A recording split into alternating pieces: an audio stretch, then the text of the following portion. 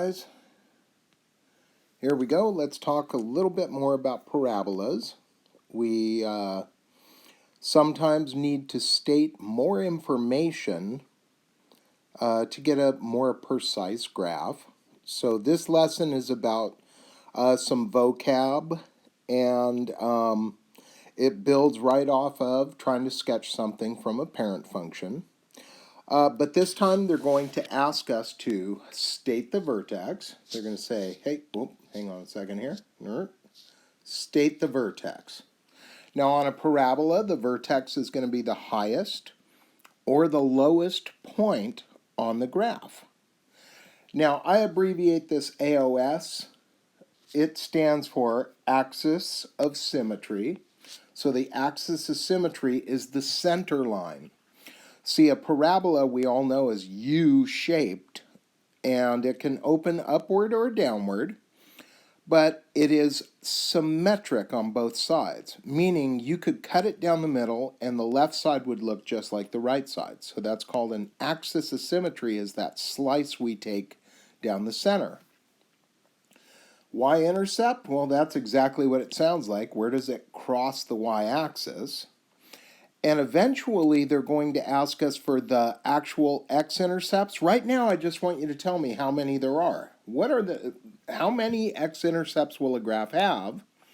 And the answer there could be 0, 1, or 2, but we'll see that in the examples.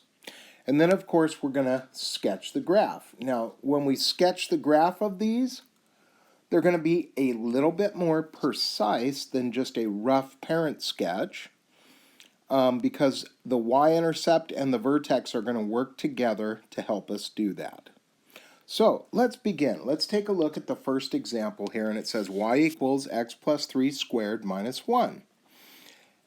We just did the section on parent functions, so we're not going to look at anything besides parabolic stuff, meaning you're going to see a little power of 2 right here.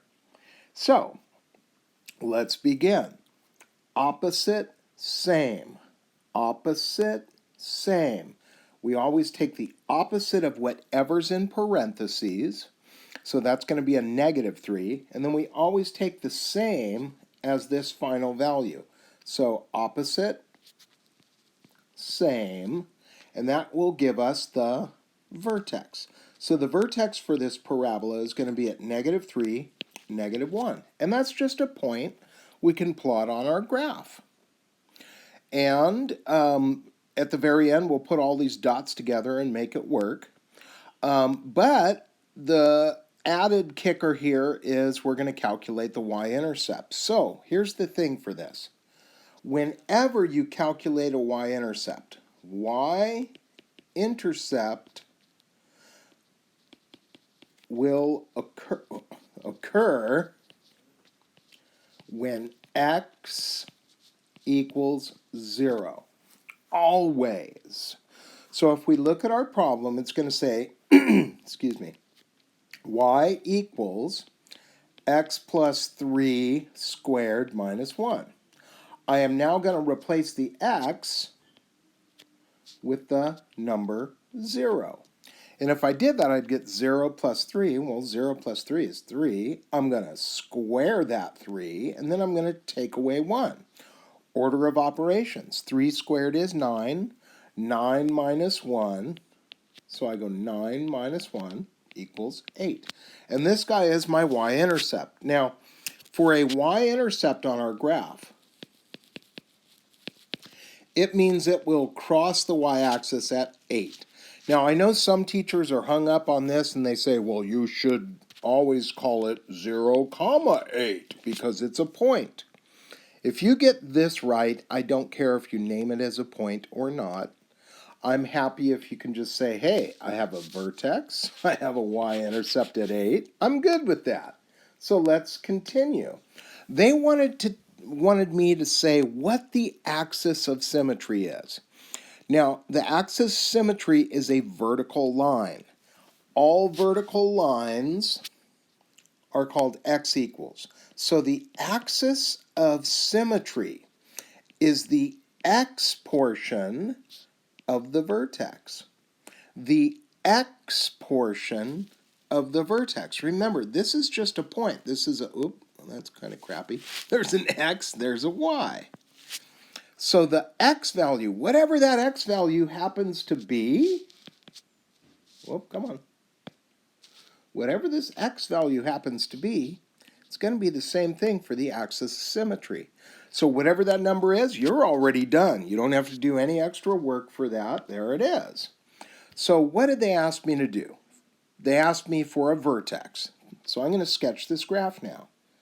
I'm going to draw an x and a y coordinate system here on my graph. And first off, vertex is at -3, -1. There's a dot. That dot is called my vertex. I'm then going to put a y-intercept. Now here's the thing. 8's a pretty big number. 1, 2, 3, 4, 5, 6, 7, 8. I probably should have given myself a little bit more room to graph this, but I wanted to leave it all on one page. So there's my y-intercept. Now, there is a value out front that we haven't talked about. There's a value right here, and that value is a 1. If that is just a regular old +1, that means my graph is going to open upward. So I am going to now connect the lowest point, which is the vertex, to the y-intercept, and I'm going to draw it in a parabolic manner, meaning I know it's a curved line, or not line, curved curve. However, that is only the right-hand side of my graph. See, an axis of symmetry is the center line. It's a line that cuts the graph right down the middle. So I'm kind of putting a little faint dotted line there. That's going to cut my graph right down the center. That guy's name is x equal -3. And that gives me, I can now look at this and go, you know what? I could hand sketch this side in, and I'm trying to make this graph look symmetric. I'm trying to make it look as good as I can, but this is not a dead-on perfect accurate graph. This is a rough sketch that we have refined slightly. When I say refined, we made it look a little prettier because we know exactly where the bottom of the graph is. The bottom is at the vertex, and we know where the y-intercept is. The y-intercept is right here at 8. So I'm going to ask you guys to do this in the assignment. You're going to find a vertex, check. You're going to find a y-intercept, check. You got the axis of symmetry, check. And then you're going to sketch this graph. And then the last thing, and I just want you to get used to this, any parabolic graph will cross your x-axis either twice. It crossed it twice. So number of x-intercepts, the number of them, there's 2. So those are the components you're going to be asked for to do on this assignment. We're going to play with another one, but just so you know, a parabolic function can cross your x-axis at 2 points, 1 point, or no points. That's the nature of the beast. So this first example, I'm going to walk you through a very similar one, but that's the information I'm going to ask from you. So let's try another. Here we go. Here's my second example. I gave myself a little bit more room on this page so I could fit it in easier. Let's go for the vertex.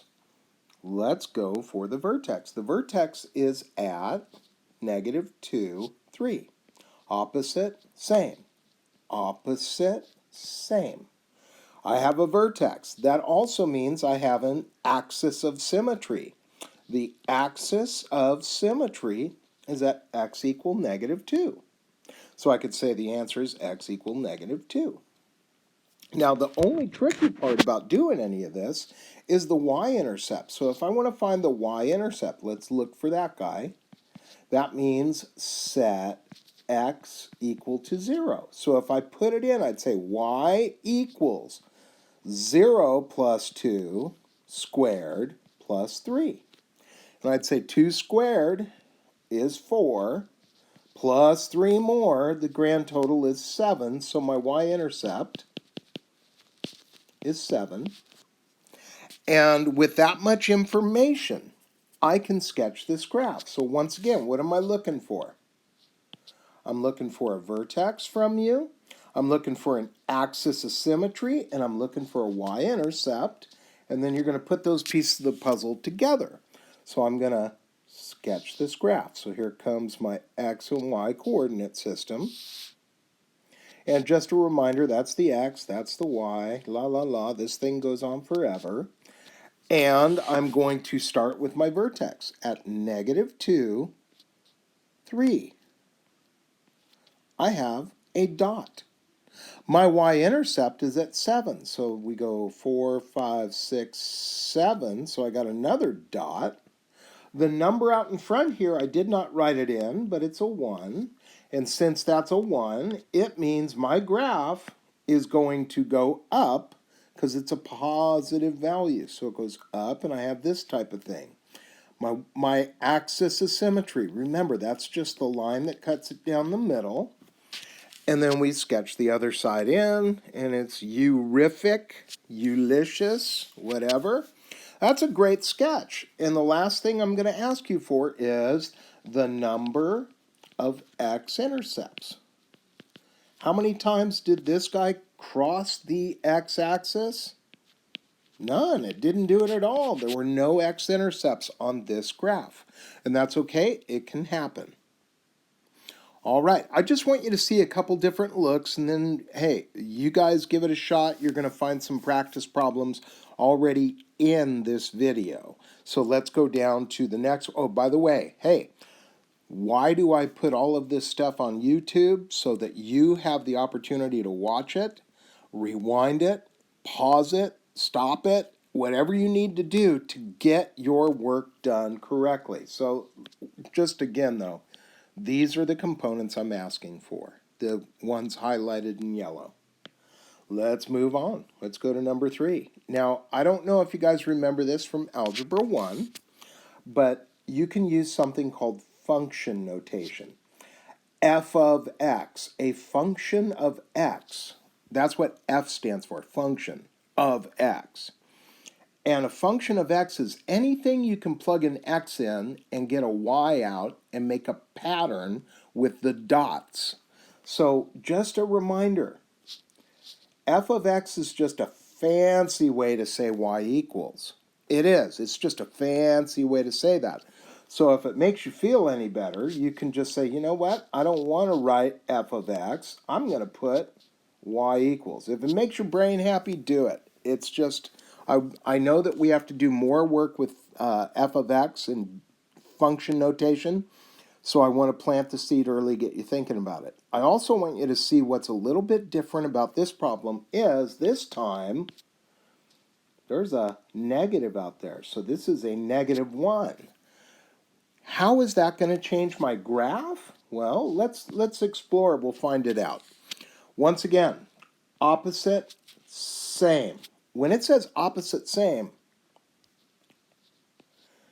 I get 1, 4. That's my vertex. That is the name of my vertex here. But what about this -1? He's not going to change the vertex, but he is going to affect my y-intercept. So here we go. We have a vertex. We also know, since we have a vertex, that we have an axis of symmetry. That's going to be x equals 1. Remember, these two numbers here, come on, these two numbers here are always the same number. And then y-intercept. Well, here, I'm going to do it right here. Y-intercept will be y equals. Now, I have that -1. I have that -1 right there. And I'm going to do 0, because I plug in 0, -1 squared plus 4. Now, here's the thing. Order of operations. I have a -1, then I have parentheses. Well, 0 minus 1 is just -1, squared plus 4. So I want you to be aware of this. If you are using just your brain to calculate this, I would hope you'd say -1 squared means -1 times this. I get a +1 out of that. So I get 1, then times -1 plus 4. Grand total, I get 3 for an answer. I do. It's totally true.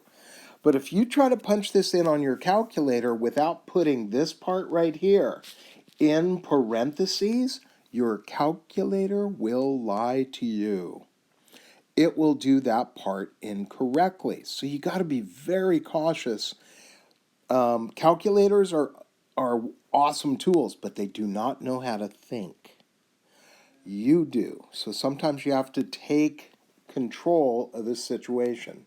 Now, let's draw this picture out here. I've got my, come on, come on, there. Okay, we have an x and a y, x and a y.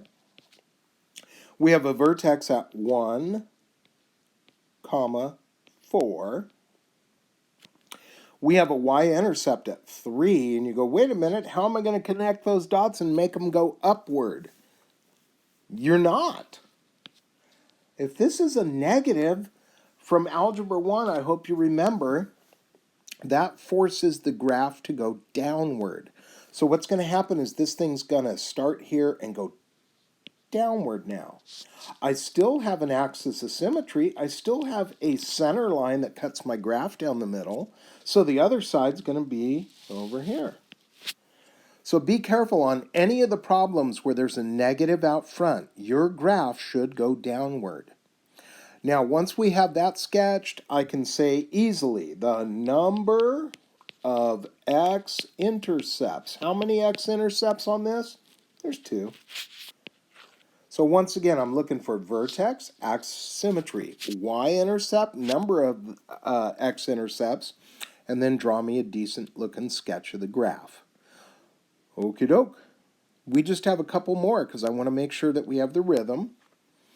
Once again, I used f of x here, so that's just a fancy way to say y.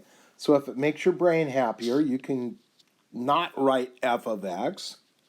You can write y equals. I want you to notice there's a negative here, so it's going to make my graph go down. And then there's a 2. Well, what does that do? Well, in our book, they call this a stretch. That means if you took this graph that's going to go, well, it's going to go down. I don't know exactly where it is, but that 2 is going to make this graph skinnier. It's going to be like if they pulled a rubber band and stretched it down, it's going to make it skinnier. That's what happens. Let me get rid of all that goop right there so it's not in my way. Goodbye. And here we go. Vertex. No matter what they put out here, doesn't change my vertex. My vertex is at -4, -5. That's where it is. My axis of symmetry. I hope you beat me to the answer of this already because, boom, what I'm trying to establish is so many patterns in math, we just go with them. The hard part is the y-intercept, and the y-intercept isn't that difficult. Let's put a 0 there. Let's do that. Squared minus 5. Alrighty? -2 times 4 squared, take away 5. Now, I want to point this out. 4 squared is 16 times -2. That would be the next thing I do. Minus 5 more is -37. So here's something I want you to know. I do not expect you to make 37 dashes on your graph. I don't. Okay? What I expect, though, is a decent sketch. So on this one, I'm going to just show you. Here's my... Oh, come on. If I do it right, it just straightens out automatically. One more time. I can go. One more try. There you go. And then I know that this thing has a really low y-intercept. So I'm going to put my x-axis way up here. Because there's my x, there's my y. And I'm going to go 1, 2, 3, 4. -4 units. And then down 5. 1, 2, 3, 4, 5. I have a dot right there. And if you drew this to scale, wow, if you drew this to scale, your y-intercept would be way down here somewhere at -37. if you have a y-intercept, okay, if you have a y-intercept that goes way off the charts, please don't make 37 dashes for me. What I'd like you to do is just realize it's going to stretch this graph out. Stretch. It stretches it out. So you can just count down or try to estimate where that would go. And what's going to happen, here's my axis of symmetry. It's cutting through right at -4. That makes this skinny, so it's going down. Okay, does the left side look a little wobbly? Yeah, oh well. I'm not going to be that critical. We're not drawing super duper intricately precise graphs yet. These are still sketches that are getting a little bit better every time we do a lesson. All right, so what did we look for? We looked for, come on, a vertex, an axis of symmetry, a y-intercept, and we sketched the graph. We noticed this one's been stretched out because of the -2. And how many x-intercepts does this thing have? It has none. So the number of x-intercepts, oh my gosh, my pen kind of wigged out there. None. All right, let's do one more. Let's just look at one more because we have not seen this thing happen to us yet. What? What the dealio? There's something missing. Chaw. There's nothing here. So I'm going to say +0. You can do that anytime it makes your brain happy. Add 0. Right? If you have, let's say, no friends and you add 0 friends, you still have no friends. That's like me. That's how I know how many friends I have. Without the number 0, I would not know how many friends I have. So anyway, that's a bad joke. Except for that it's true. Okay, I'm making a joke again. There we go. Vertex at -4, 0. Opposite, same. Is this graph going to open upward or is it going to open downward? This guy's going upward because that's a +1. And then we're going to sketch this graph once we have an axis of symmetry, but it's right in front of me. It's x equal -4. And then we're going to get our y-intercept. So y-intercept on this one, nothing plus 4 squared plus nothing more. I don't even have to write this part if I don't want to. And what the heck? What's the answer going to be? 16. 4 squared is 16. So once again, when I sketch this graph, it didn't want to do it. Okay, I'm just going to see if this one straightens out. Perfect. Okay. Because my pen is running out of juice. I can tell because it's getting sloppy. So here we go. My vertex is at -4, 0. -4, 0. That means go left 4, but don't go anywhere else. So guess what? I only have one dot right there on the x-axis. Then my y-intercept. I'm not going to make 16 dashes. I'm just going to tell you, hey, that's 16. I'm just going to label it. And then my sketch would go like that. I have a center line. Yes, I do. Axis of symmetry, it's at -4. That means this side of the graph, voila, is going to be a mirror image. I did a much better job that time. And did I provide all the information they want? I have a vertex. I have an axis of symmetry. I have a y-intercept. I didn't label it. Maybe I should. Y-intercept. But this time, this is the only time this happened. So, the number of x-intercepts. How many do I have? I have 1. Bam. You know why? Because I had an equation that looked like this. G of x. What the heck? Don't worry. That's just a fancy way to say function of x, so we could fill it in with a y. Now, I told you that was our last example. It was. I'm not going to go through all of this stuff, but I will tell you, this is going to have one x-intercept. Why? Whenever I have to write in +0, it means I'm going to have only one x-intercept, so that means my vertex is at 1, 0. I'm going to write this out real quick. Axis symmetry is x equal 1. My y-intercept, what the heck? I'm just going to tell you the y-intercept on this guy is at -3. So this graph is going to be very stretched out. It's going to open down, and it's going to only have one x-intercept. I'm not going to finish this one because I am running out of time. I don't want to go too much longer on this video. I think you got the point, and I showed you every different variation that you can see. So let's talk about the assignment. Here are the Here are the practice problems I want you to do. And it says, state the vertex, axis of symmetry, y-intercept, and number of x-intercepts. Sketch the graph. So there we go. See that? You got 10 problems there. So do them just like I did, one at a time. Don't put all 10 on one big graph for me unless you want me to take points from you on the assignment. So one at a time. And then if you want to check, I don't ever want anybody to do something without knowing whether or not it's correct. So here's the answer key. Here's the problem. I wanted to make sure the answer key was big enough for you to read on your screen, so I had to blow it up a little bit. So here's the general rule. Watch a video. You will find all the practice problems you need in the video. Then you pause it, take a picture of it with your phone or do a screenshot, and then here's the answer key. Now the answer key, though, does not have any graphs. You're the one drawing the graphs, and yes, sketch the graph.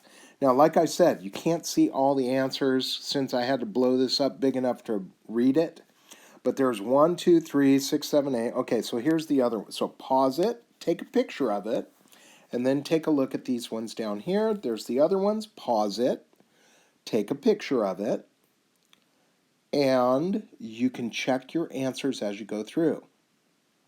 I realize there's really not a lot of work to show to get a vertex or an axis symmetry or whatever, but please try to follow my format. I'm trying to be, so that you can see how I got all my answers. I would like to see how you got all your answers. And once again, these are not perfect graphs, but they are getting a little bit more precise. Okay, you can rewind this video if you had to. Let's go back up. There's your practice problems that I'd like you to try. There you go.